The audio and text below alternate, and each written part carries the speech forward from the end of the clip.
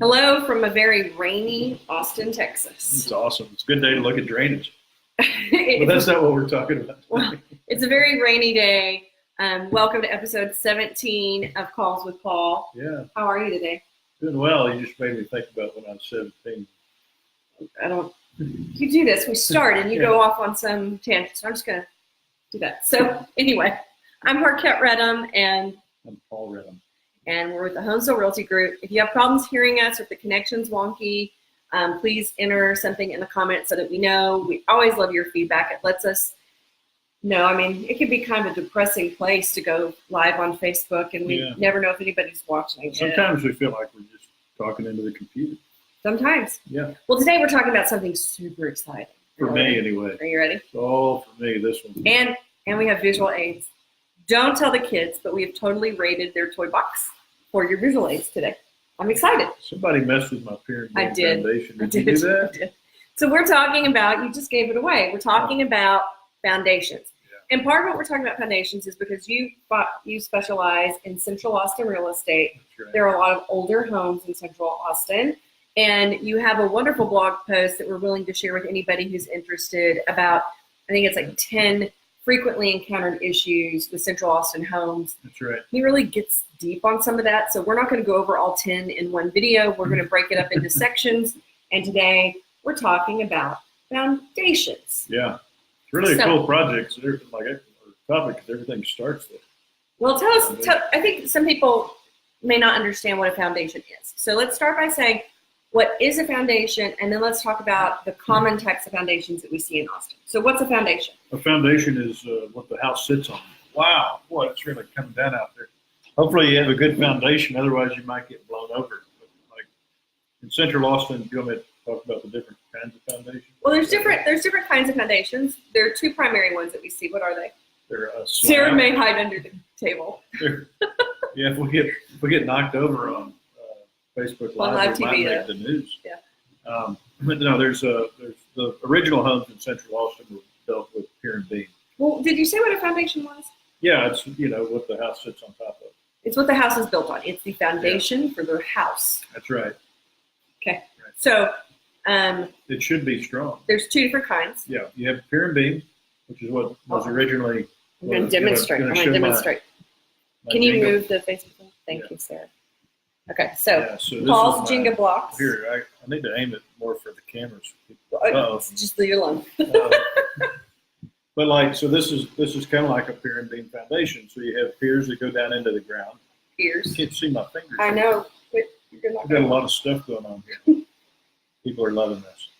So you got piers that go down into the ground, and then you have beams that it sits on top of, and then the house sits up on top of this. I tried to do that, but I couldn't. Well, the Jenga blocks that we're borrowing from the kids are a little bit tall. Yeah. So this part really goes down into the ground, and then underneath it, runs the plumbing and all kinds of stuff, and then along the sides, people can't see what I'm pointing at. Well, I know. And then all along the sides, there's some ventilation, so if water gets underneath there, it can come out. We're good, and we'll talk a little bit more about that. All right, back to you. I know you're pretty. I'll control the computer. Okay. This is our first time to be this mobile. People are laughing at us. Somebody's. Hi, Becca. Welcome to preschool foundation construction lessons.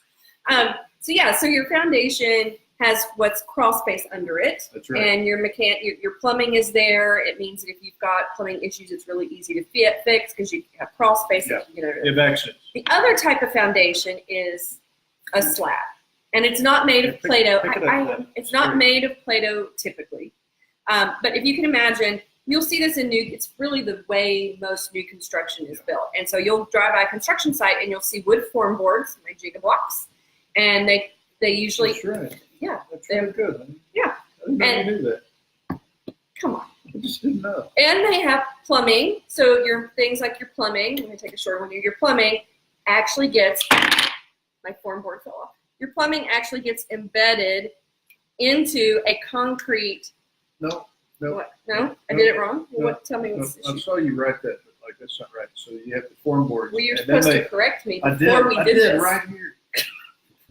We just didn't have time to talk about it. Well, they pour the concrete on top of the plumbing. Well, they do. But the plumbing goes in first. Yeah, I know, but I couldn't do that. For Plumbing purposes goes of underneath. Play-Doh, okay, so the plumbing goes And you'll see the form boards and you'll see the plumbing and you'll see little plumbing will be sticking up and then they pour the concrete. these are drain pipes. They pour the concrete. Sarah says we've lost our minds. They pour the concrete and you create a foundation and the form boards come off and now you have your template, if you will, for what the foundation of the home is. And then you build the foundation, the home, on top of the foundation. That's right? for a slab. For the slab. So that's the slab as compared to his pier and beam. The home gets built on top of this, whereas on the slab it gets built on top of the plumbing concrete. for mine. No, we're not going to go there. Plumbing goes underneath here. Your plumbing goes underneath. Yeah. All right, silly town. Okay, so each style of foundation, now that we've totally lost all credibility by playing with Jenga blocks and Play-Doh. I think it actually makes us cooler, at least to the Jenga company. So each type of foundation has its pros and cons, and you're going to find both of them used interchangeably in Central Austin. So tell us about some of the benefits and the pros and the cons of a pier and beam foundation. Yeah, pier and beam is really cool for a whole bunch of reasons. The biggest one is being able to get underneath there. If you have a plumbing issue, it's no big deal. You just send a guy underneath, or you can go underneath yourself, and they can access the plumbing very easily and replace a pipe.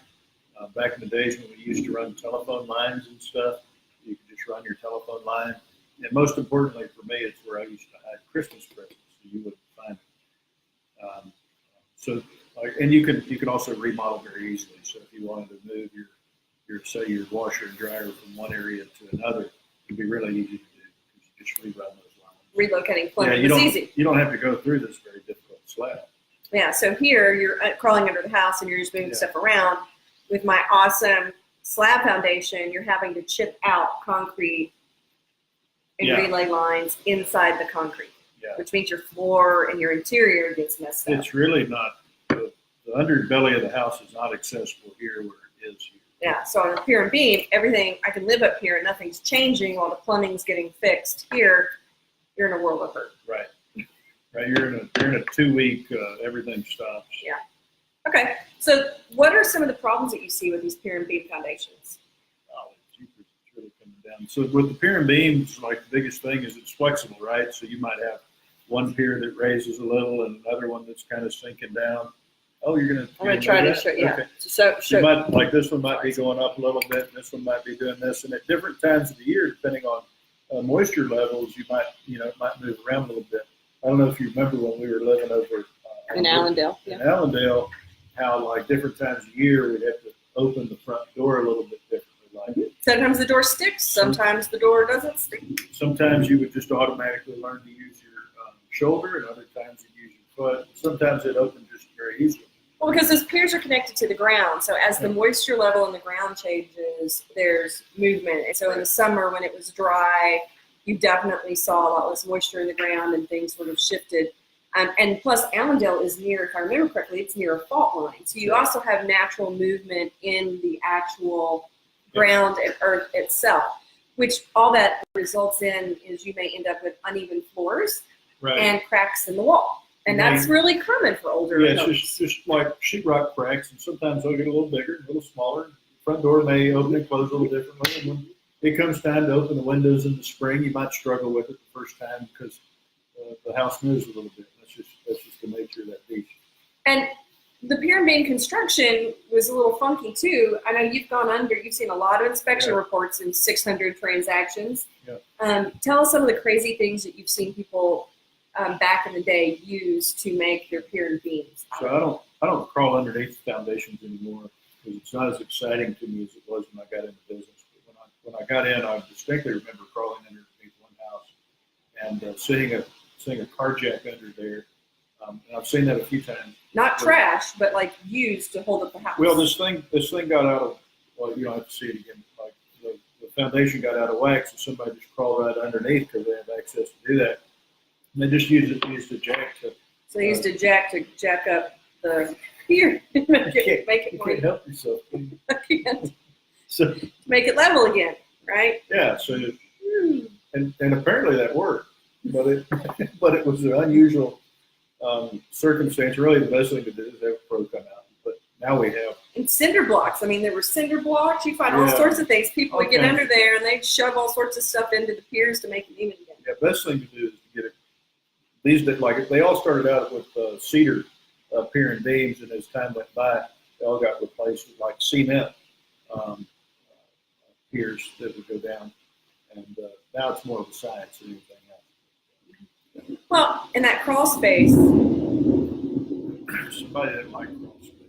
That crawl space is also very attractive to critters, whether it's rodents or other Cats.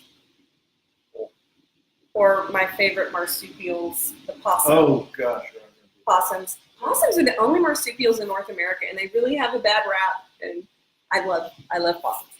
In fact, we redid a wall in Allendale. Our rock wall skirting on the house needed to be redone, and we'd had a family of possums that would walk along the rock edge. My cat would get really mad. She'd run from window to window and kind of chase them. Well, we decided to get that fixed, and we didn't realize that I got it fixed, and then you unfixed it. That we walled them in.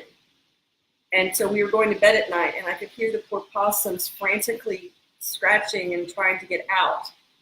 And so I had the masons come back and take the wall down. That's how you roll. So the possums could get out, and once they were out, we fixed everything.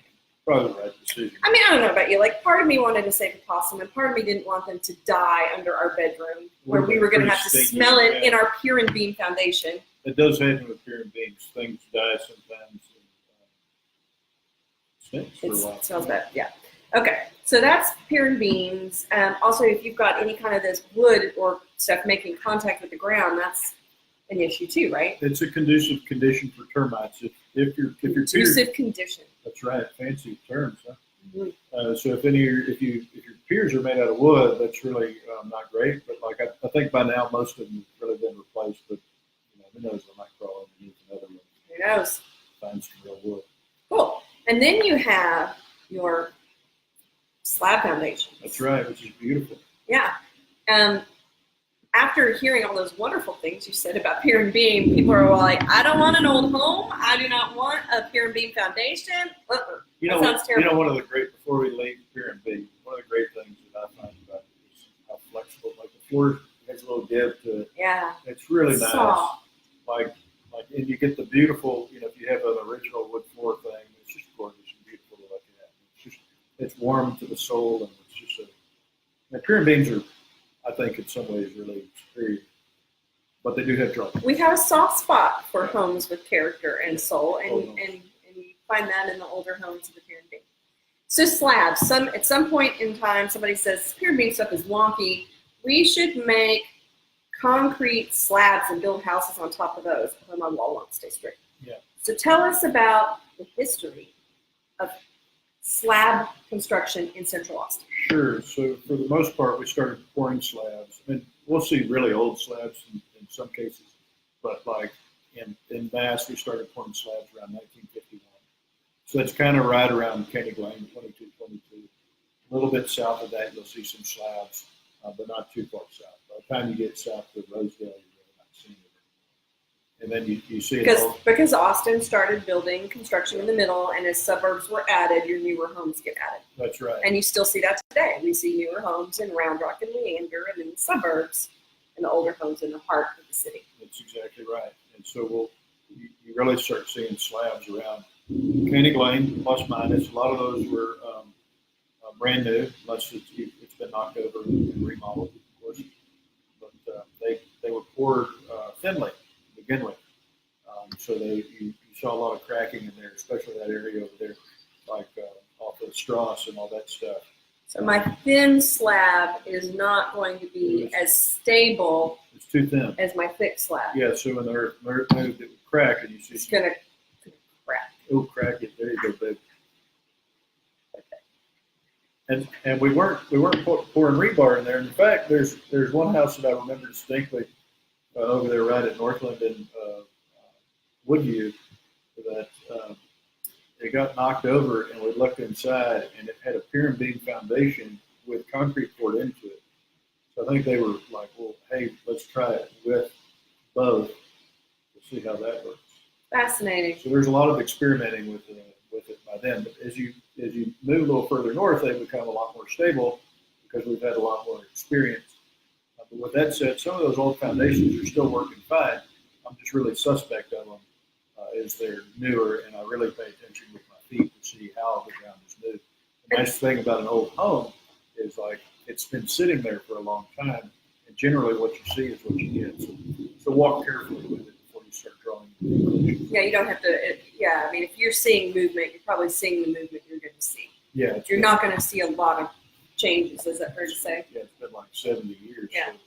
And then the other problem with this is that if I got to fix my plumbing in my slab foundation, I have to get jackhammers in there. They got to rip up my wood floors or whatever else I have, and they have to jackhammer in there and rip the plumbing out. And then you have to put it all back together and put new floors in, and got to put your baseboards back on, and you've had furniture moved out. And I really like that. they ripped it out. That was awesome. Yeah, there's two basic choices for getting to this plumbing here. You either go through the foundation or you burrow underneath it, which is what happens. Tunneling. Yeah, and you do tunneling. That's why I like when you guys are driving around and you'll see in front yards big piles of dirt And limestone. and like a plumbing truck there. That's what's going on. They're burrowing underneath the house to access the plumbing pipes. And since cast iron plumbing was in vogue at the same time these old slabs were being installed, That's why you're almost usually going to end up with some kind of plumbing failure at some point. from this age. Yeah. Mm-hmm. So then you have mixed. So then let's just say we take our slab foundation and we put it right over here next to our pier and beam. Some houses. I need to raise this so it's. Yeah, maybe. Some houses. Sarah, you want to point that down? No, it's good. I think they get it. They get it. Get it. So some houses have a combination.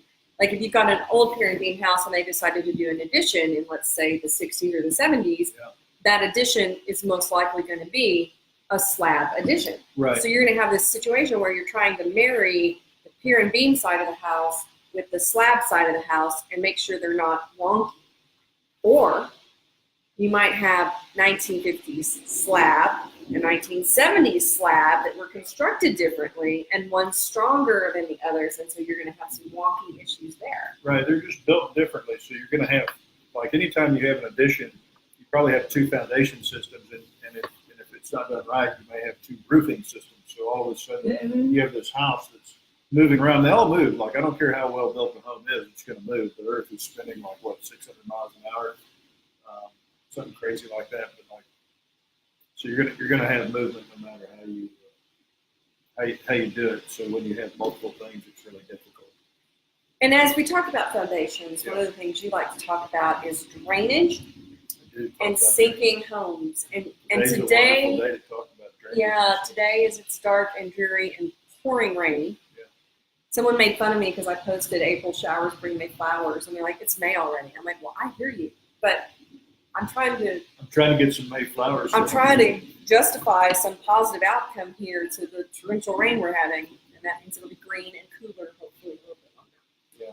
So tell me about drainage and sinking homes. Yeah. So and grading. Well, yeah. Generally we want water to come off the roof and run away from the house, right? But that's how it is when it's originally built. But over time, what happens in most homes is a lot of water runs off the ridge and it falls onto the ground. It starts digging a hole right there. I think we could show them our not working gutters and really demonstrate. We could show you exactly how you don't want to have water going. Yeah, but that happens. The water falls along the perimeter of the house, starts to dig a hole. Eventually, water just kind of sits there and it starts creeping its way underneath the foundation. It's bad for both pier and beam and for slab and pier and beam. Mm-hmm. And you just don't want water getting underneath there because you destabilize things.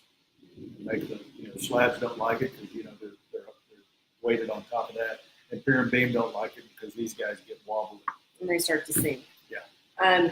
And that leads to also grading. Grading issues are also a problem. They are. Back in the day, they didn't. Nowadays, am I right that we try to kind of put houses a little bit higher up than the yard around them? so that the water Yep. runs away from the house.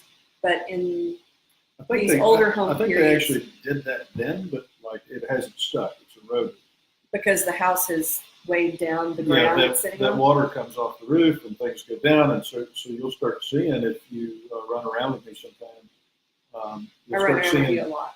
I mean these guys. You're welcome anytime. You'll start seeing where the vents for the ventilation underneath the pier and beam are sunk lower, and in some cases about halfway down. So the vents to aerate the area underneath the house are below grade, where the earth lives. Which means what? It means water will get in there because water rolls downhill. It also means you're not getting ventilation to help get that air circulating. Right. Well, you're getting a lot less ventilation that way. More importantly, just more water falls in. And I have to mention this because we have some former clients that we got to visit with at our client appreciation event at Antonelli's Cheese House last weekend. And they're having to address some foundation issues. And it's a slab. Yeah. And it's a slab in Allendale. And there's nothing wrong with the slab, except that in Allendale, a lot of the houses are built